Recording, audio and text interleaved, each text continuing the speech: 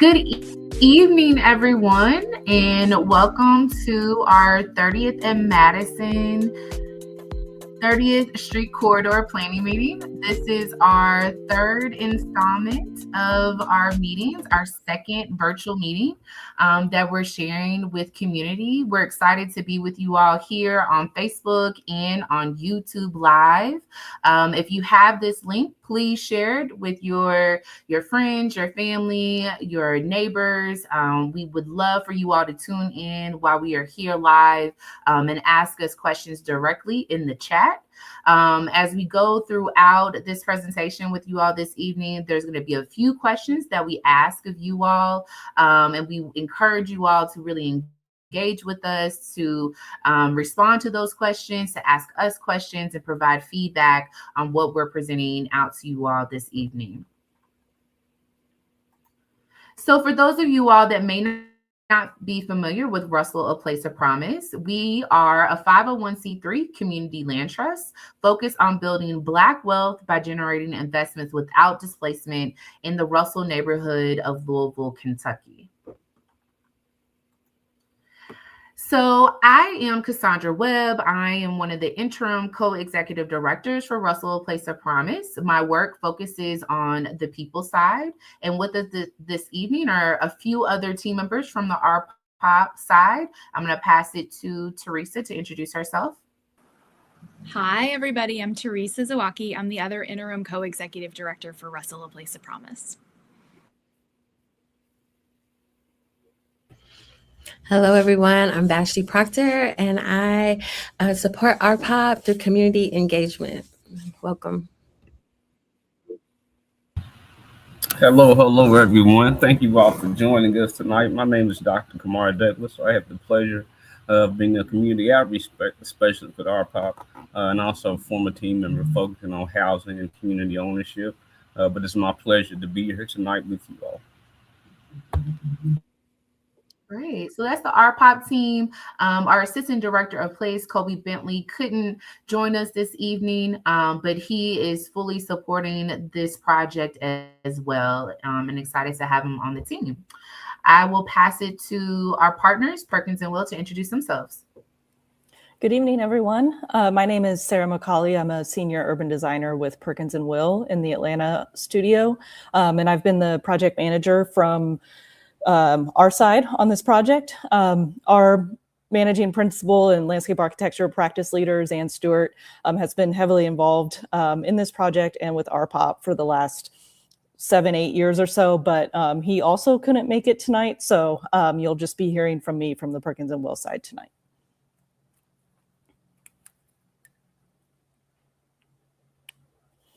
And as far as the agenda for tonight, if any of you tuning in were part of the in-person public meeting back in June, some of this material will look familiar. We presented a lot of the same information, but we're going to go through it again, show you some updates. We'll go through our project purpose, a summary of our analysis work, what we've heard since we started back in March.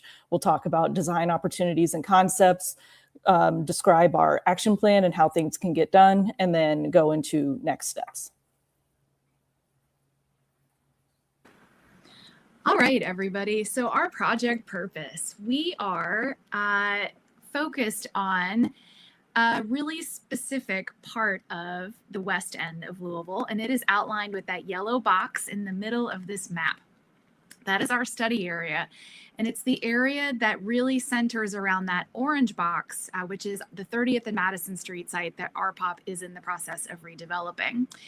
The boundaries of that big yellow box are West Market Street on the north, West Kentucky Street on the south, Lewis Coleman Jr. Drive on the west, and 28th Street on the east.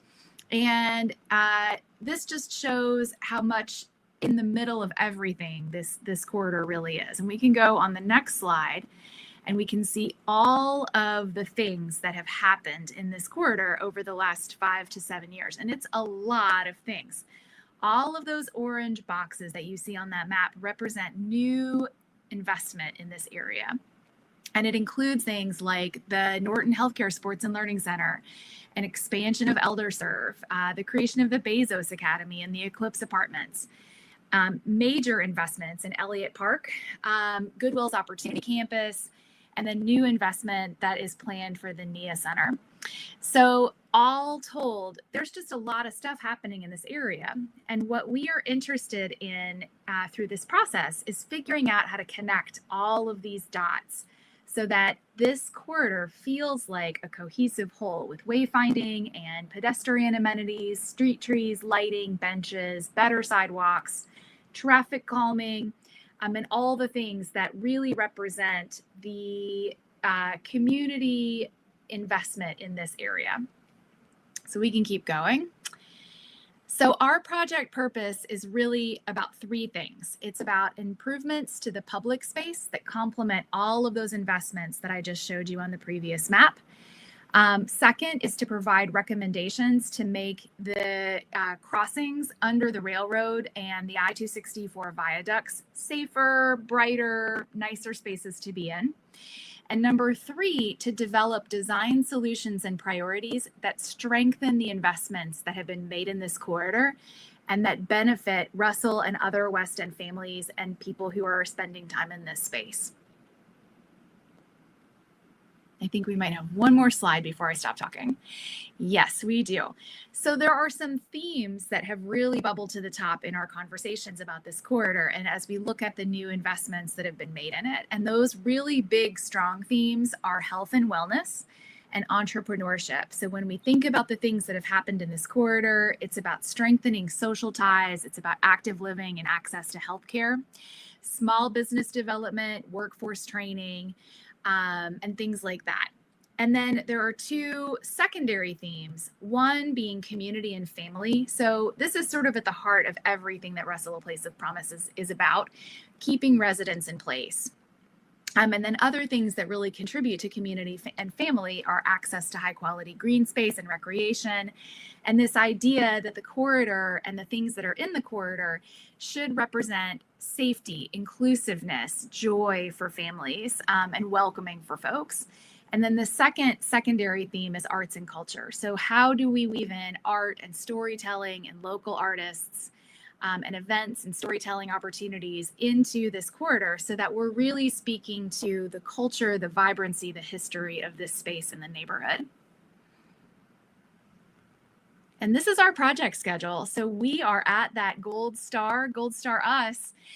This is our last stakeholder meeting before we submit a final report that'll be available on our website and that we'll do a lot of social media talking about.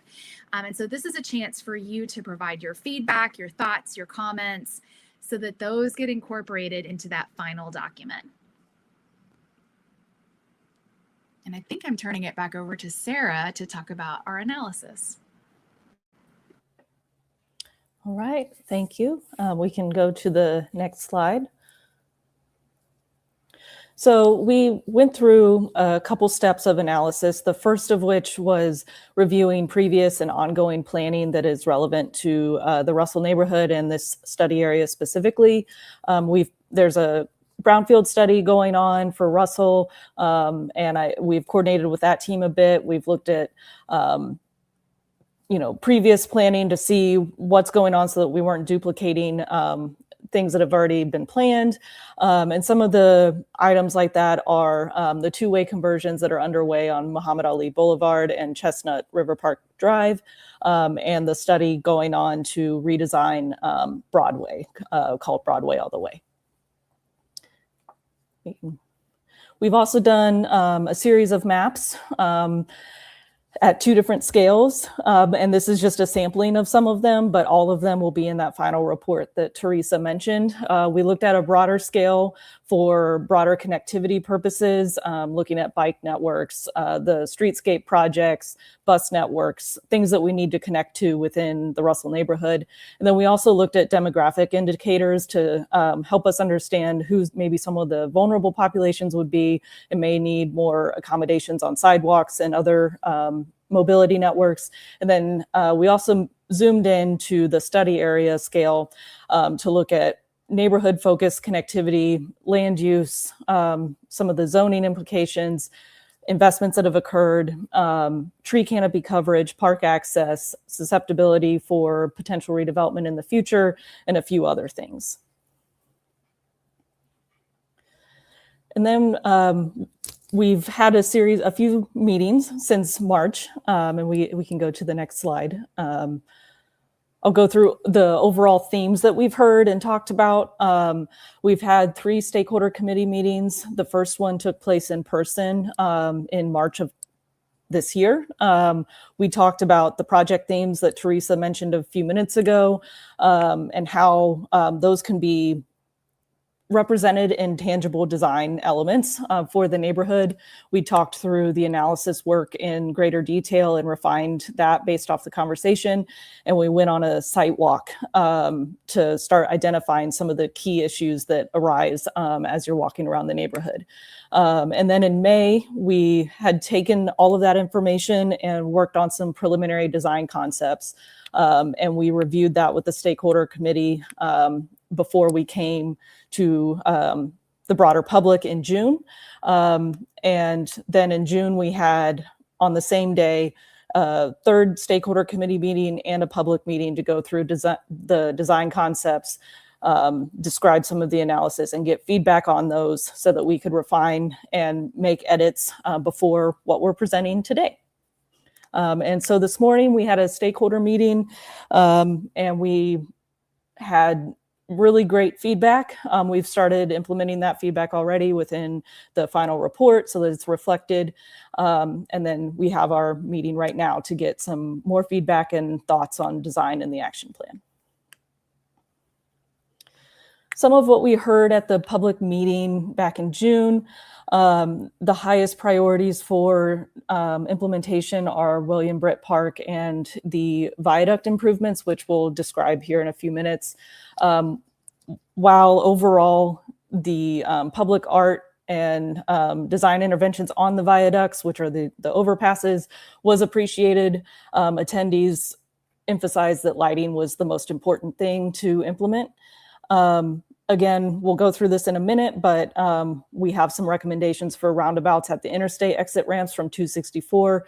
And there are some concerns that we've heard for those in our series of meetings, but overall, residents would like the traffic to slow down coming off of those ramps.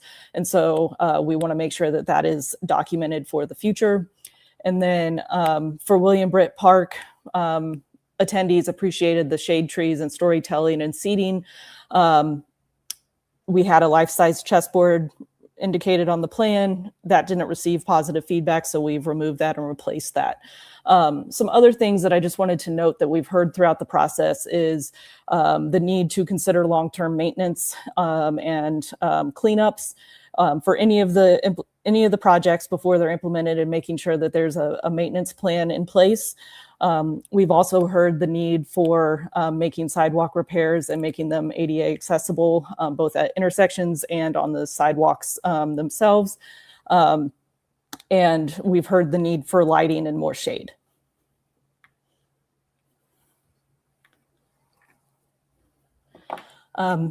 First question we have, if you want to add some comments on Facebook or YouTube, we can answer them live, but have we missed anything from the engagement process that you believe should be documented?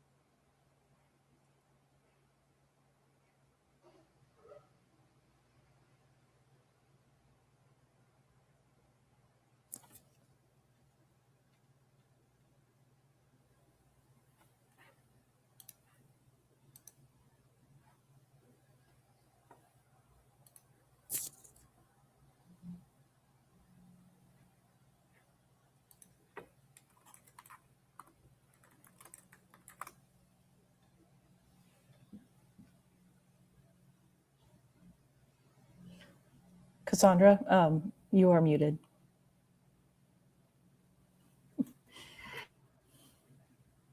Just yet. Please just feel free to continue to drop questions or to add comments, and either we will get to them while we are live this evening, or our team will come back and respond to your questions. So we can move forward to the next slide.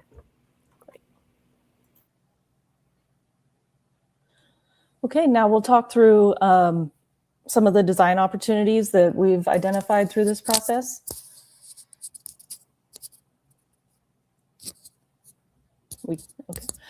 So I mentioned this a few minutes ago, but the Broadway All the Way Complete Street project is going through its design process right now, and this wide corridor is going to be made into a complete street with better transit access, with more frequent buses.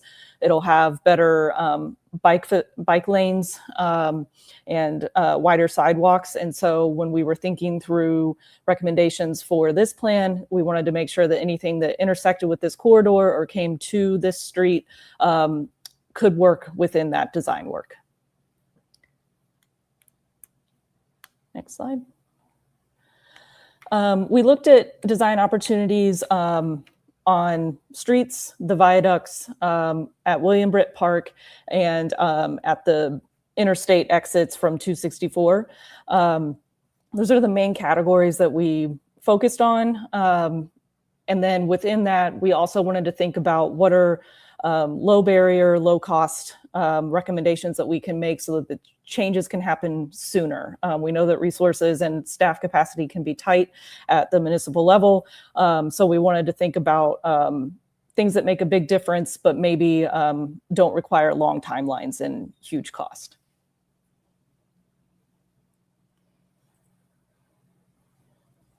We can go, yep. And first we'll go through the designs for the viaducts. We can go to the next slide, please. So we went through a fair amount of research to just kind of get some ideas about what should be represented based off of the themes that we've talked about, but then also Russell-specific history and culture and organizations that are already doing a lot of really great things. So we wanted to consider everything that healthy neighborhoods and people need to thrive and how that can be represented through installations on the viaducts. And so with the wealth of organizations working to improve people's lives, how do we highlight them better through art or through signage, wayfinding, and how do we make them easier to find? So putting that signage in place to allow people to know how far and where things are. And then just also making the conditions for the viaducts a lot more comfortable. They are dark and can collect stormwater and trash. And so we want to make sure that the conditions feel more comfortable for anyone going underneath them. We can go to the next slide. And then when we're thinking about parameters for the design elements, we want to ensure that local artists are hired to design and construct the installations and potentially involve the community in those designs and the implementation. And although we have themes identified for the corridors, we want to make sure that artists have creative license to interpret the themes while embedding Russell-specific history and culture, using examples of other art pieces that have been installed throughout the city, ensuring that there's bright colors when appropriate. And then lighting should be effective and complement the art rather than detract from it, and also help enhance pedestrian safety.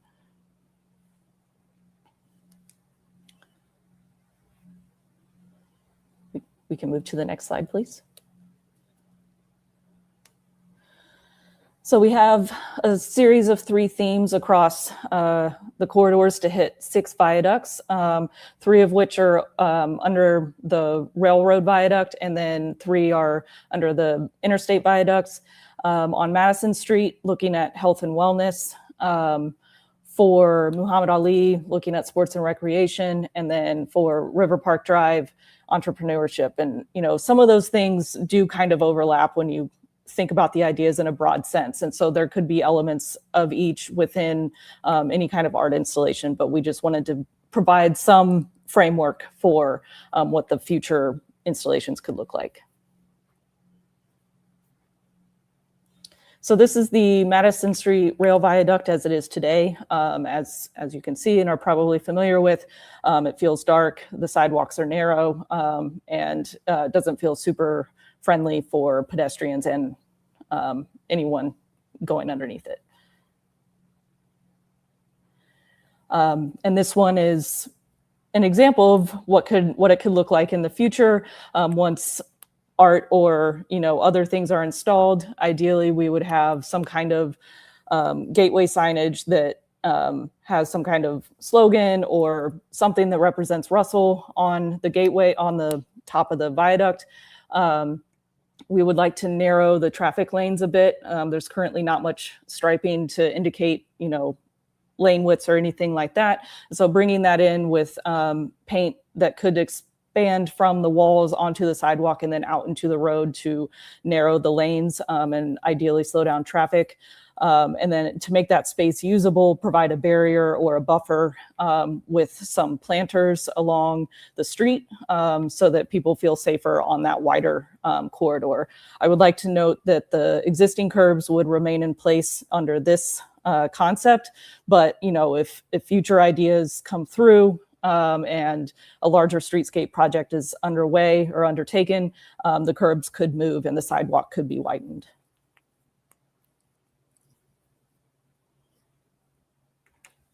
And then this is the Madison Street Interstate Viaduct as it is today. Similar conditions, but it feels even darker than the railroad one does, at least in this image.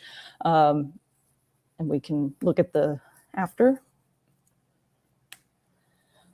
Again, here, this one is more focused on what was lost when the interstate was constructed as one idea for an art installation, and just representing, the endurance of the neighborhood, but then, the very real consequences of building this infrastructure through it. And similar to the other one, bringing in the sidewalk and into the street and having those barriers to widen the space for walking, and adding the lighting, potentially on the top or on the sides to make sure that it feels safe for pedestrians.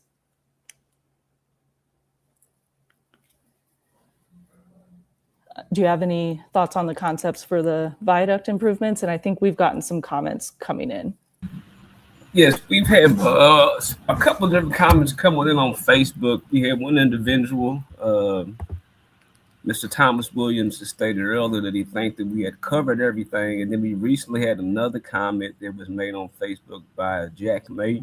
And Jack May asked, has there been any discussion surrounding how these improvements within the corridor will displace or negatively affect unhoused people? And is there a process for navigating through that? Teresa, do you want to answer that one? From a design perspective, we haven't thought through some of the policy or, those things that'll happen. But Teresa, I don't know if you have any specific thoughts here. I would say that it's something that we're going to need to pay attention to as we move forward with plan implementation or planning for plan implementation. The other thing I want to point out is that we have been going through this planning process for the past several months, but have been super clear with ourselves and with conversations like this that we need to figure out how to pay for the recommendations that are coming out of this report.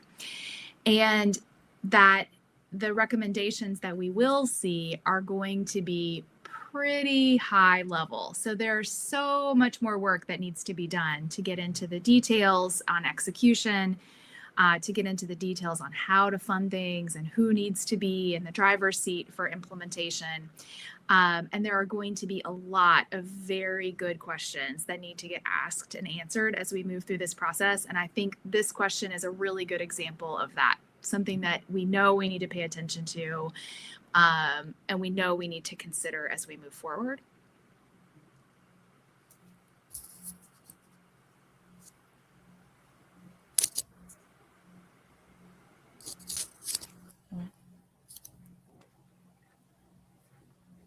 Okay, we'll move on to the interstate ramps and some of the streetscape projects.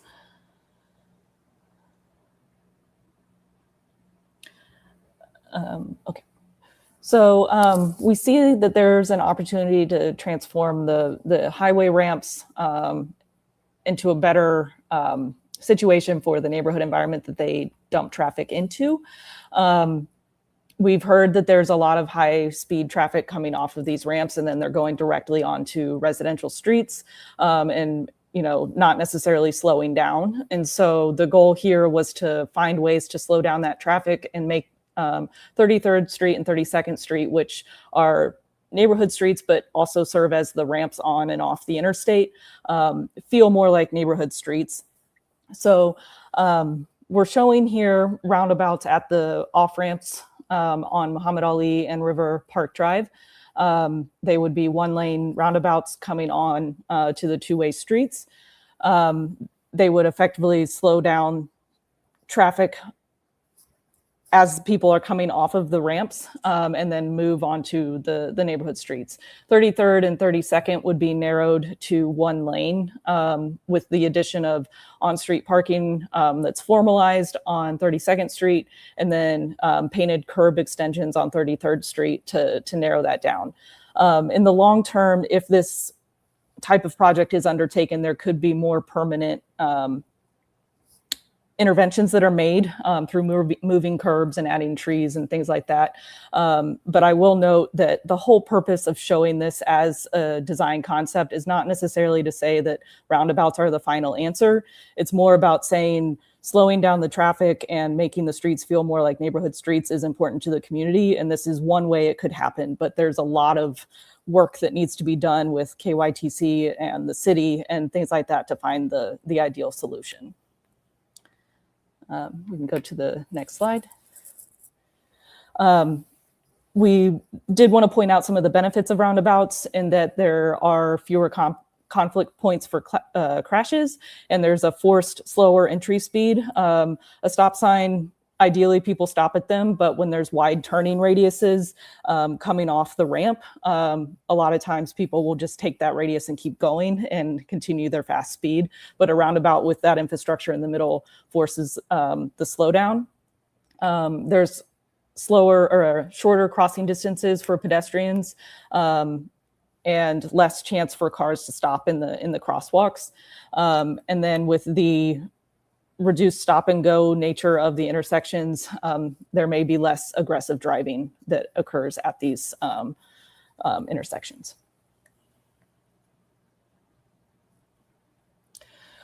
We also have some short-term streetscape changes for a series of streets, 30th Street, Magazine Street, and 28th Street.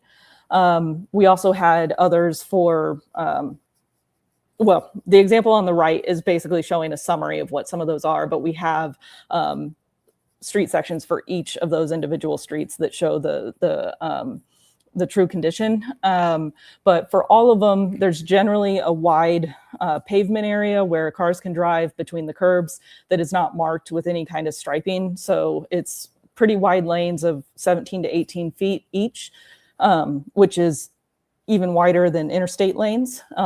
Granted, there is on-street parking that occurs and it's allowed in this space, but we've seen and heard that many people will park on the sidewalk or over the curb, and so creating that formal parking area may encourage that to stop happening. And so we're recommending that. We're recommending adding striping, the sharrows for shared bike lanes with the traffic lanes, adding pedestrian scale lighting on the sidewalks. And then we know that utility poles are a specific barrier, particularly with the narrow sidewalks. and 28th Street might be the worst offender with that. So in the long term, it would be ideal if the utility poles could be either moved underground or to the back of the sidewalks. And then we would, with that, potentially have more room to add street trees and more shade.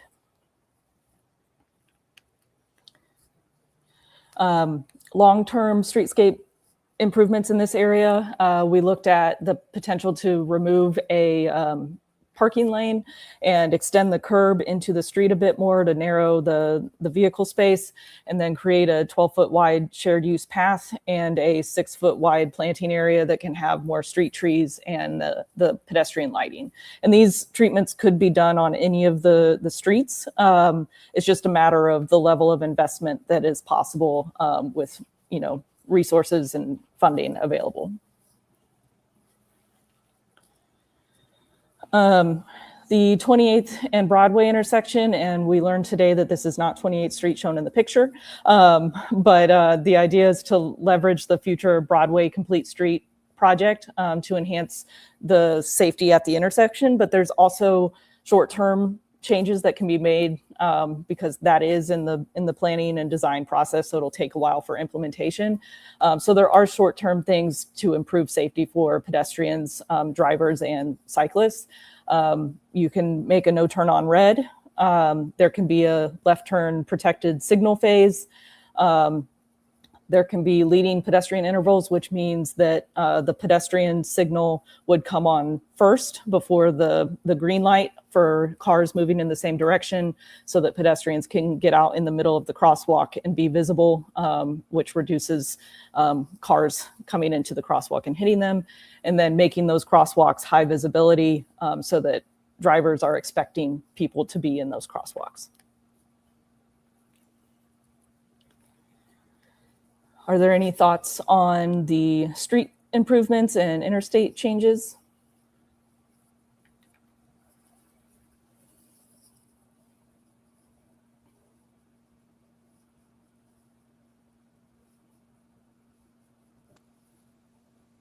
Sarah, good evening, everyone. I just wanted to ask a couple of maybe prompt questions for community about mobility and modes of mobility, essentially getting around, right? Mm-hmm. In community, Sarah has suggested that part of sort of road compression and the hopes of slowing speeds so that they're more applicable to more residents and that they're safer for pedestrians and others. Talked about the introduction of bike lanes, which I think are beginning to permeate the rest of the Louisville area. But I'm curious, within the community, in the Russell community, are people utilizing, or do we see people utilizing bicycles, or is there a preponderance to use, scooters and other modes that could also make use of those same bike lanes? I'm just curious, just as community members, how you all are seeing yourselves utilize alternative mobility. Could I have a few people share some reactions to that?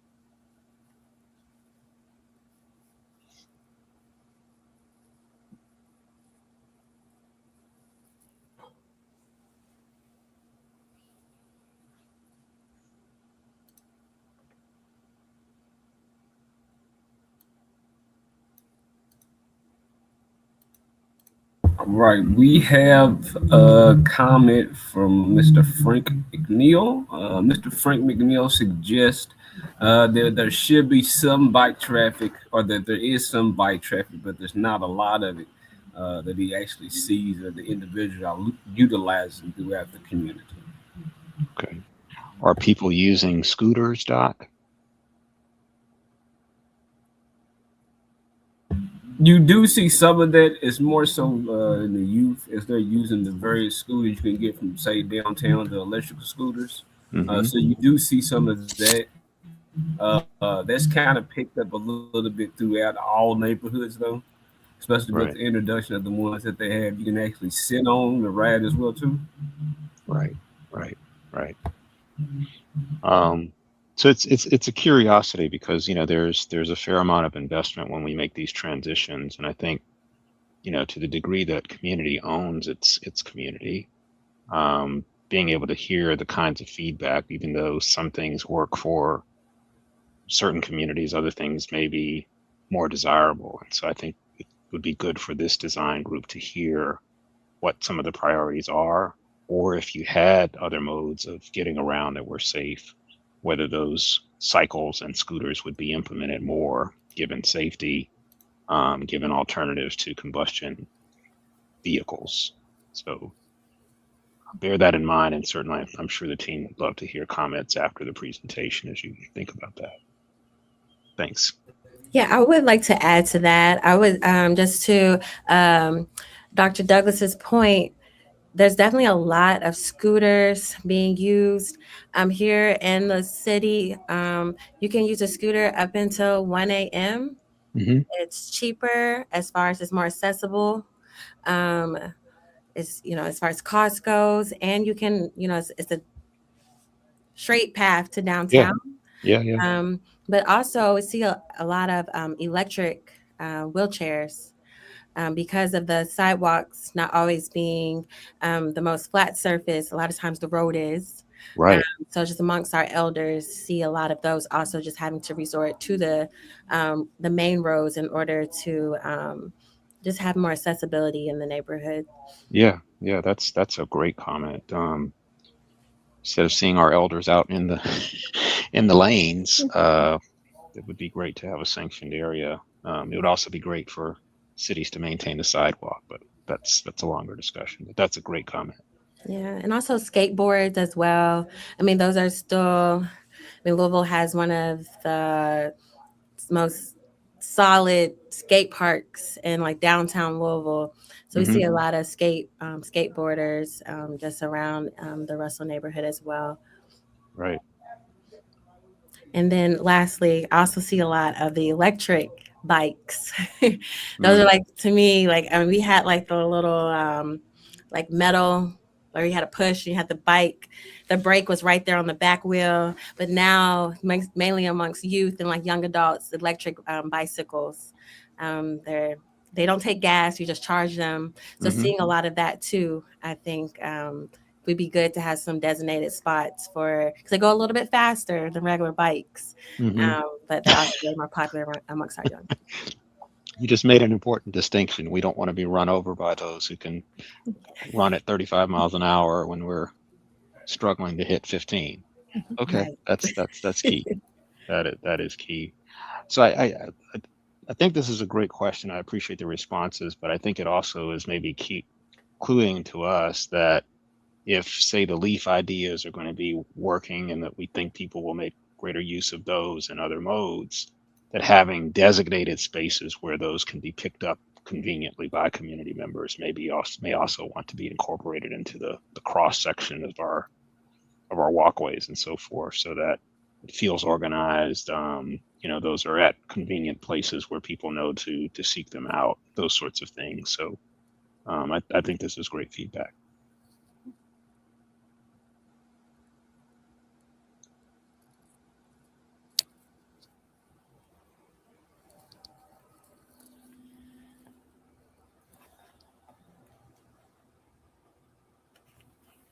We do have another comment from Facebook in regards to transportation.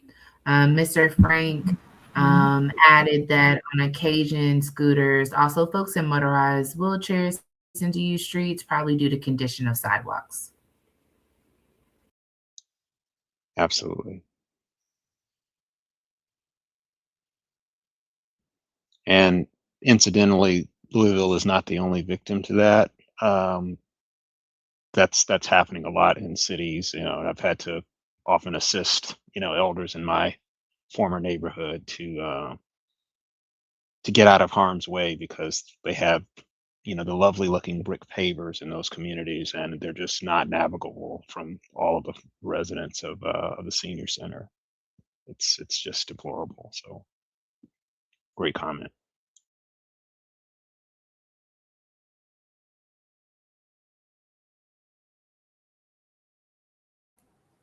Okay, now we can move on to William Britt Park. So this is a small park across the street from Elliott Park across Magazine Street. And it's a small pocket park, so we wanted to think about how pocket parks are successful. And generally, you need to make sure you have shade and seating and safety. And so, putting eyes on it improves safety. Seating allows people a place to rest. Shade just makes it a lot more comfortable to be in the summer. And then pocket parks can have a variety of passive programs or pop-ups and events. These are just general list of things that could go on. There's more than this, but we wanted to think through how some of the seating could work, what kind of activities may take place here, and how we could provide space for, family gatherings or reunions, maybe some performance space or educational components. This design here focuses on bridging the two parks together a bit more, both from a design and programmatic standpoint. So we have a weaving pathway that goes through the intersection at 28th Street at the crosswalk that weaves into William Brick Park and becomes kind of the organizing element of the park, and then connects directly into the wider sidewalk for within Elliott Park. We've created a couple small spaces where different seating options could happen, maybe the potential for raised garden beds, having, swings, climbable sculptures, and then adding in some more native trees and some specimen trees. And then between the two parks, enhancing that intersection. We also heard today that it's been tough to get a stop sign even on 28th Street here. And so making sure that getting that stop sign, getting those two stop signs in place would help the connection for people coming from Elder Serve into both parks. And then bridging the two parks with some form of art piece between the two of them. And then there's the potential for things like food trucks and things like that to happen on Magazine Street that help, occasional events happen at the parks. And we can go to the next slide, which I think is another question. Are there any thoughts on the design for William Britt Park?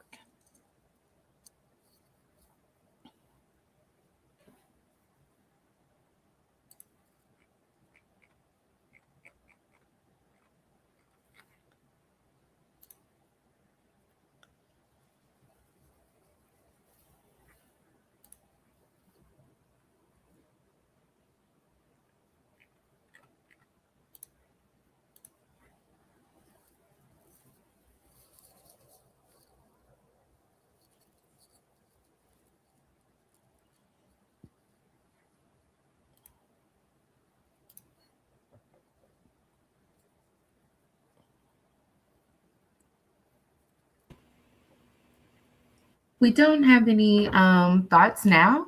Again, feel free to share after you watch this video or later on in this live stream, and we'll make sure that we address those in the comments. All right. Okay, so the action plan is, the timeline and general funding sources that could be available for any of the projects and how things can actually get done. Go to the next slide. So within the action plan in the final report, each individual project, there's about 25 or 26. Each one has a champion, which is the key implementation organization or an organization that is eligible to apply for grants. And so they would be the ones leading the charge to get the project done. And then there's a column for partners and stakeholders, and those are organizations that are affected by the projects and can work with the champions to implement them through advocacy or funding or any other means to help advance the projects. And then there are potential funding sources. Each one has a list of various sources depending on the type of project. Those could be from local, state, or federal government agencies, different programs from each of those agencies, or philanthropic and private grants. And then finally, each project has an anticipated timeline to start really dedicating resources and start the project. And then project descriptions and constraints. You can go to the next slide. So when we met with the stakeholder committee about a month ago, we went through an exercise to start identifying some of the key funding sources, and then that's since been added to through further research. But there, you can see here in this list that there's a lot of levels of government that agencies that could help fund and implement the projects. There's the Norfolk Southern Railroad.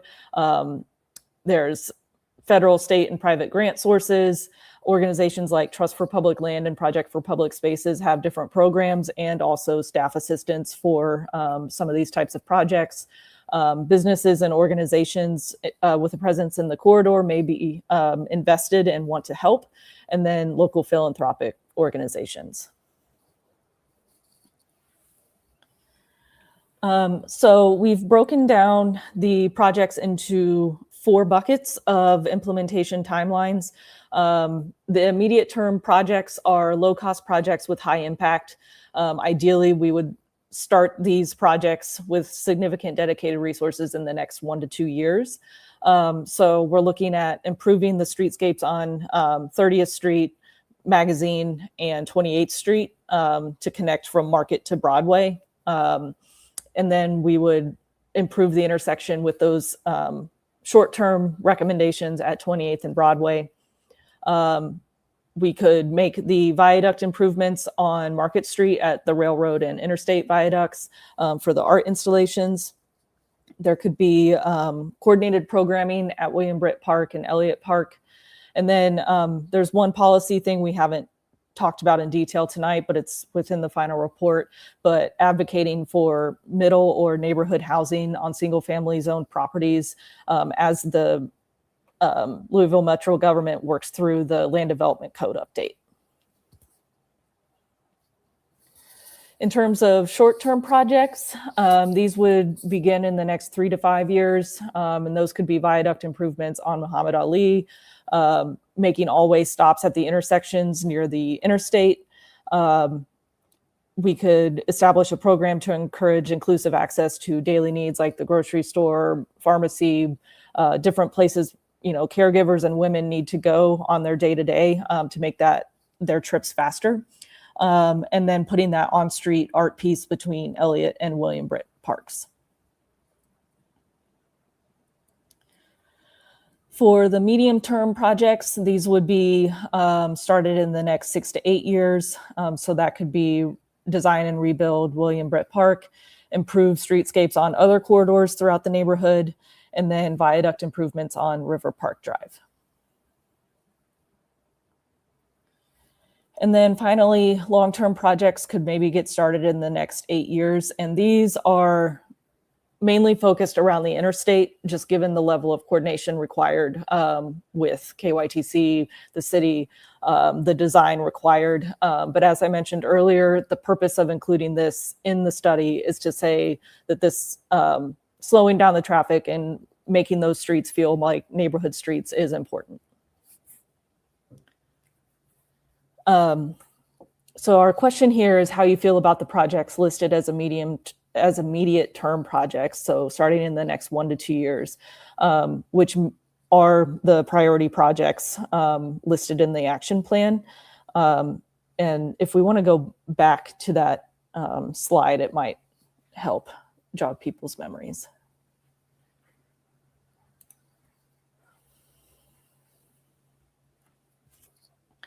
And as a reminder, these are the streetscapes on 30th, Magazine, and 28th Streets, improving the intersection at 28th and Broadway, making the viaduct installations on the Market Street, Railroad, and Interstate overpasses, and programming at the 2 parks.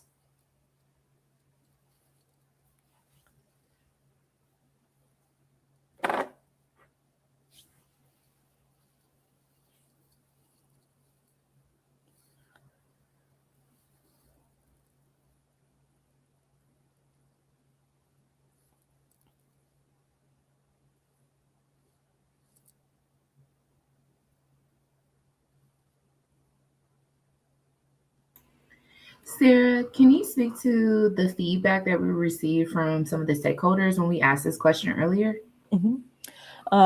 Some of what we heard earlier this morning was before we do a whole bunch of stuff, we also need to make sure that even just the basics are taken care of. So repairing sidewalks, particularly those that have been, just kind of destroyed by tree roots or just a lack of maintenance over time, making sure that ramps at intersections are accessible, and that kind of goes along with sidewalk repairs.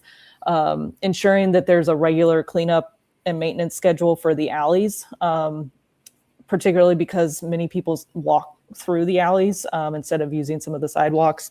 Let me look at some of my notes here. We also heard that lighting was really important. That does speak to the streetscape projects that we recommend for priorities. All of those recommend pedestrian lighting as a short-term intervention. And we also heard about fixing potholes and just ensuring that we're doing these basic maintenance things so that people see progress over time. Cassandra, do you feel like I missed anything? No, I think those are on point. And as you all continue to watch this presentation, really think about, again, that slide that lists those immediate term projects, and things come to mind for you, please provide feedback either in the chat on Facebook or YouTube. You can also DM us on Facebook or YouTube, and send us an email too if some things are really standing out to you, and you want to share those with us. But I think we can move to the next. Great. Okay, so we have this call to action in the action plan as well. And these are some of the first steps to make sure that things continue moving. And so looking at the middle and neighborhood housing advocacy as the Metro government is working through the development code update, allowing different housing types within single family neighborhoods could open opportunities for affordable housing and wealth generation, particularly for people who already live there. Want to continue momentum and advocacy for the longer term projects so that they're not lost down the road. The Metro government also has a street tree and tree canopy program going on. And they have to spend their money by a certain date. And so identifying streets or places that could benefit from tree canopy and more trees can help them plant more trees sooner. We can start engaging local artists for the viaducts. And then there are some projects that may have a high impact with lower resources and costs that could, be wins. Some of those could be just basic sidewalk repairs. Others could be things like the art piece in between William Britt and Elliott Parks. And so just identifying, where those are and advancing them forward. Next slide. So our next steps, we'll take the feedback we've heard today in both meetings to revise the report and submit it to Russell Place of Promise, and they will review it, and then we'll make edits, and then ideally we'll have the final report available for public consumption in early to mid-August. And then at that point, RPOP and other organizations that are identified in the action plan could take the first steps towards implementation.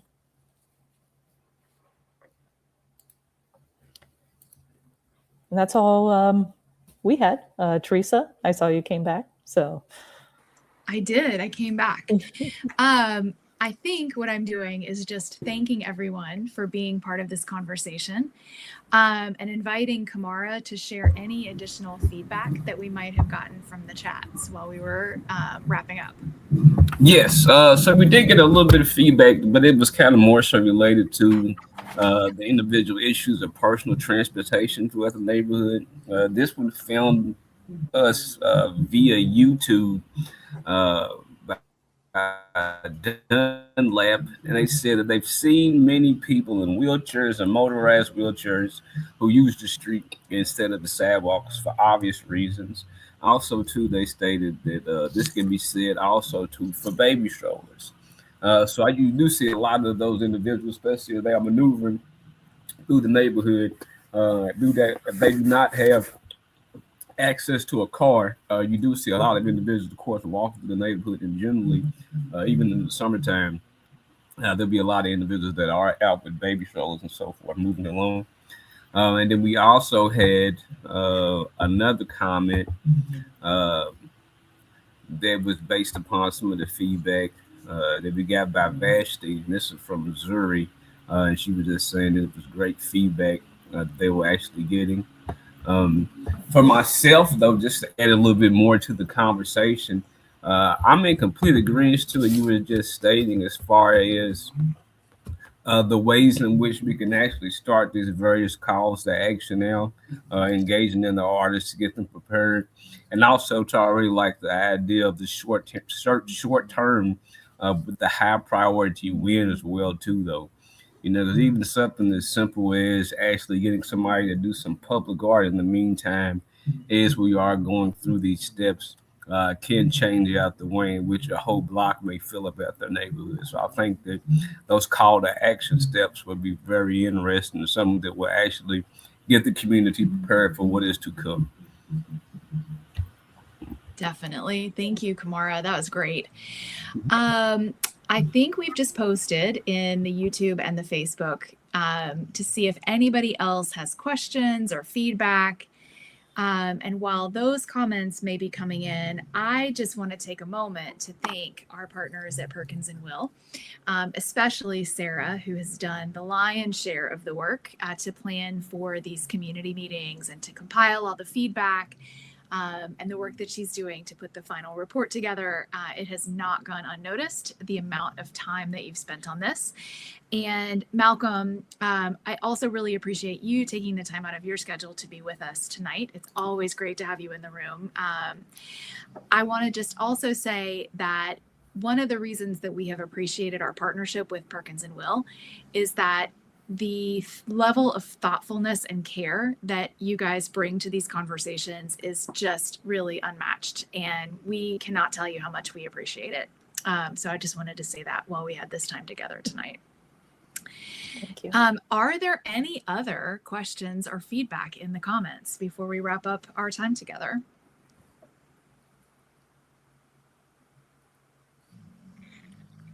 Just thanks everyone for joining us. We certainly enjoy and believe in this work, and we want to see this community thrive and be all that it can be. So we're happy to always be here. Thank you, Malcolm. Yes. Thank you.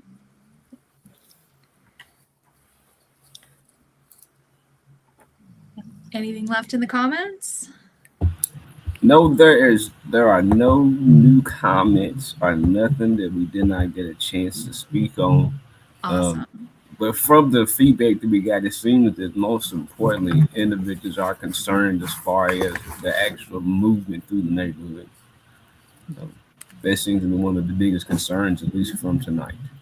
Absolutely. And that is something that we have heard on multiple occasions as far as the work that we're doing goes. And we will definitely keep that in mind as we work toward our final report. So for folks who may be watching this on replay, it is not too late to get us your comments and your questions. Please post them in the chat. You can reach out to us on social media through YouTube, through Facebook, through Instagram, and let us know what you're thinking. We will incorporate those questions and those comments into our final report, so send them our way. You also can send anything that you want to tell us to info@russellpromise.org. And we hope that you will be in touch. We hope that you'll check out this video, send us your feedback, and stay connected. But for tonight, that's all we've got. Thank you all so much for tuning in, and we will look forward to hearing from you. Thank you. Appreciate everyone's time. Bye, everybody. Bye.